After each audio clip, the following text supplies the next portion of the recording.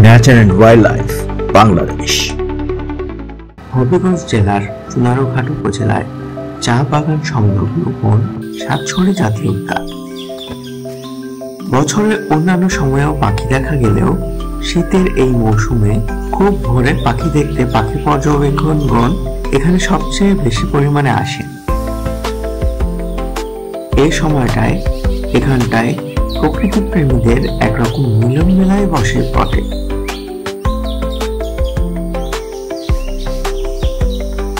সাতছড়ি tower থেকে অনেক প্রজাতির পাখি দেখতে পাওয়া যায়।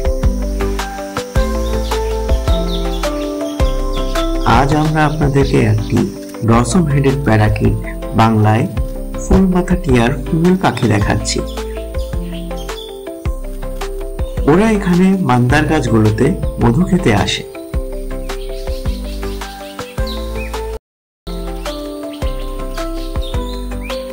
ফেব্রুয়ারি মার্চের এই সময়টায় বেশিরভাগ পাখির প্রজনন মৌসুম, তাই এই সময়টায় আমরা বেশিরভাগ পাখিদের মেটিং দেখতে পেয়ে থাকি। সৌভাগ্যবশত আমরা এই পাখিটির মিটিং ধারণ করতে সক্ষম হয়েছি।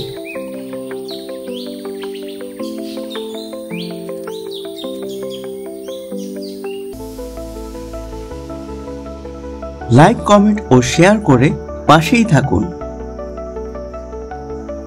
সাতছড়ি জাতীয় উদ্যান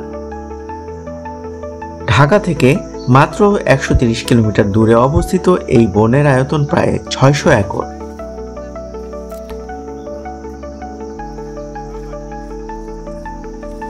শীতকালে এখানকার জীববৈচিত্র্যের পানির চাহিদা পূরণে উদ্যানটিতে 3 থেকে 4টি পুকুর বিভিন্ন অংশে রয়েছে।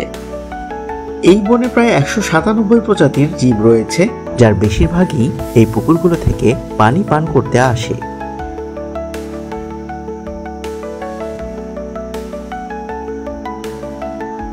আজ আমরা আপনাদেরকে কিছু ছোট মালাপেঙ্গা বা লেসার নেকটাইজড লাফিং থ্রাশ দেখাচ্ছি। এখানে ওরা পানি ও খাবারের সন্ধানে এসেছে।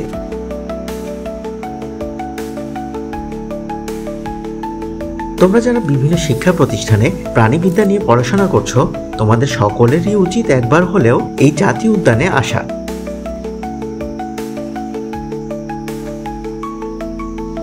এখানে এলে তোমরা সহজেই বাংলাদেশ জীববৈচিত্র্য সম্পর্কে স্বচ্ছ একটি ধারণা পাবে।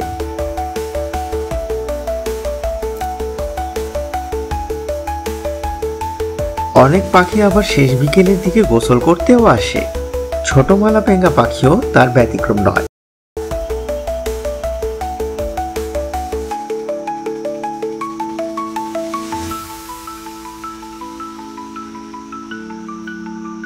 গহীন বনের যে সকল পাখি সাধারণত দেখতে পাওয়া যায় না, সেগুলোর অনেকগুলো সহজেই দেখা মেলে এই পুকুরগুলোতে।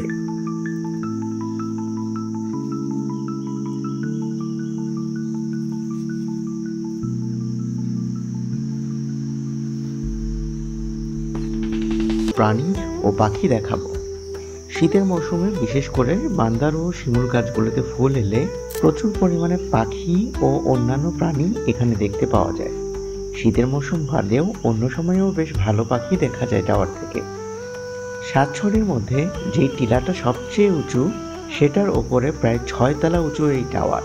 এখান থেকে বনের অনেকটাই দেখতে পাওয়া যায় চারপাশ থেকে।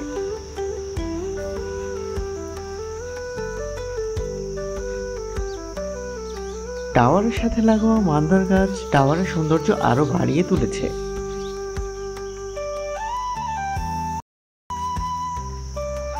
শীতে এই টাওয়ার থেকে প্রতি বছর ময়না পাখি, সোনা কপালি হরবোলা, ফুলমাথা টিয়া, শিকরা, বেশরা, নীলদাড়ি সুইচোরা, লটকন টিয়া, ঝুটিয়াল গোদা শিকরে, বড় ছোট হলদে কুড়ালি, বিভিন্ন ধরনের মটুসি পাখি, পাহাড়ি ধুমকল, পাকড়া ধনেশ, নীলকান বসন্ত বৌরি, কয়েক প্রজাতির ছাতারে বিভিন্ন ধরনের বানর, হনুমান ও উল্লুকের দেখা মেলে।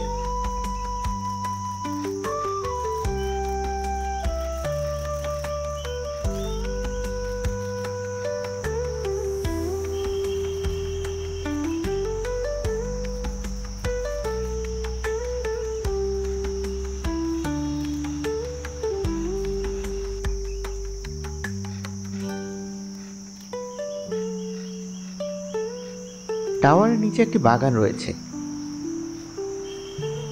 এটা প্রজাপতির গার্ডেন নামে পরিচিত।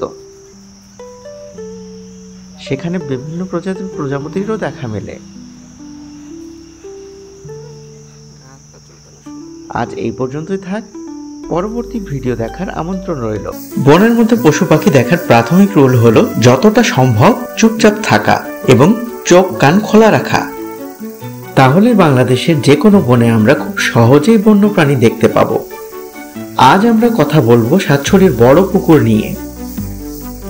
গহীন বনে বিশেষ করে শীতের মৌসুমে জীবজন্তুর জন্য পানি সংস্থান খুব সংকীর্ণ হয়ে পড়ে।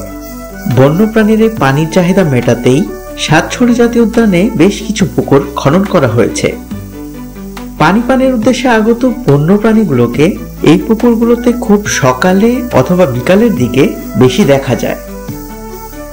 এখানে পানি খেতে বিভিন্ন ধরনের জন্তুর মধ্যে রেসাস বানর, উল্টালেজি বানর, উল্লুক, মুখ পোড়া হনুমান, চশমা বানর, কাকড়া ভূত বেজি, খাটাস, বন্য শূকর সহ আরো অনেক প্রাণী দেখা মেলে।